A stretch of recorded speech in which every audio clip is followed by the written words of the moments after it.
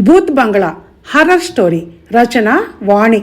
నల్లటి తారు రోడ్డు మీద బస్సు వేగంగా దూసుకెళ్తోంది. ఇంతలో రోడ్డు పక్కన నిల్చున్న ఒక స్త్రీ చెయ్యి చూపటంతో బస్సు ఆపాడు డ్రైవరు. తెల్ల చీర కట్టుకొని జుట్టు విరబోసుకున్న అందం నడుచుకుంటూ వచ్చి నా పక్కనే కూర్చుంది. ఒళ్ళు పులకించిపోయింది నాకు. ఆడవాళ్లు రాత్రి ప్రయాణాలు అనగానే తెల్ల చీర కట్టడం సహజం. కానీ ఇంత ఉక్కపోతలో జుట్టు అలా విరబోసుకుందేమిటి? ప్యాషన్ కాబోలు అనుకున్నాను. ఎక్కడికి వెళ్ళాలి అన్నాను ఆమెను పలకరించాలని. బూత్ బంగ్లాకి అంది ఆమె అదోలా. అమ్మో, కోపం ఎక్కువే అనుకున్నాను నేను నవ్వుకుంటూ. 20 నిమిషాల తర్వాత అనుకోకుండా బస్సు ఒక దగ్గర ఆగింది.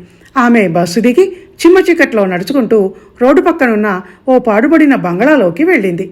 నేను ఆపకుండానే బస్సు ఇక్కడ ఆగింది అన్నాడు డ్రైవరు. అది దయ్యం అన్నారు అంతా.